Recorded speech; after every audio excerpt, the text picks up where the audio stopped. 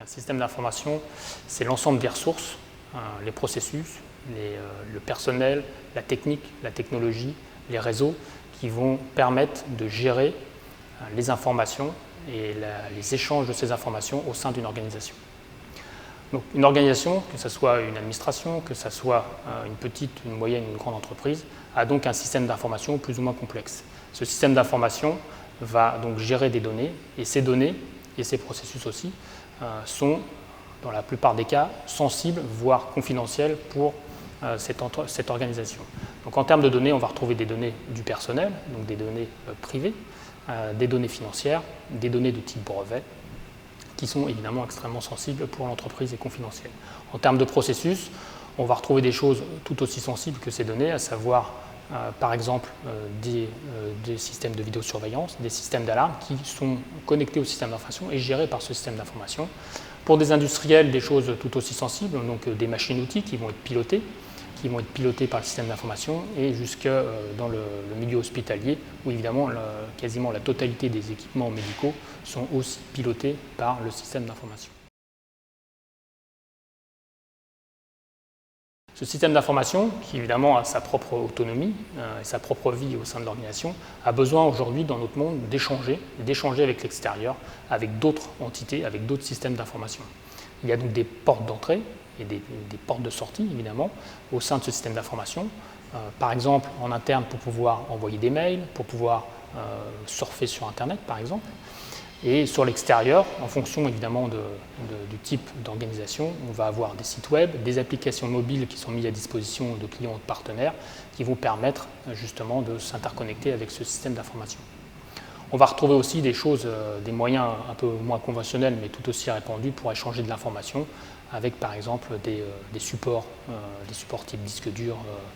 amovibles ou des clés USB qui sont aussi un moyen asynchrone d'échanger de données d'un système d'information à l'autre, voire du système d'information de l'organisation à son cercle privé. Donc tous ces points d'entrée, ces données sensibles, ces données et ces processus ont de la valeur et donc attirent la convoitise des criminels. Par conséquent, comme toute chose de valeur, il est nécessaire de les protéger, tout comme vous fermez votre portail à clé, votre voiture à clé, vous avez peut-être un coffre-fort, l'entreprise a un coffre-fort, vous protégez ces données de valeur de la criminalité. Un système d'information fonctionne de la même manière, vous êtes obligé de mettre en place les processus et les technologies qui vont permettre de protéger ces données et donc de contrôler aussi évidemment ces portes d'entrée et ces portes de sortie. Pour protéger ce patrimoine, donc après avoir mis ces mécanismes de sécurité,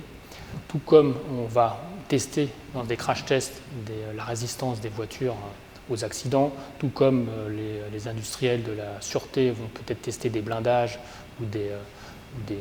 gilets pare-balles par exemple, il est indispensable de tester la sécurité du système d'information pour s'assurer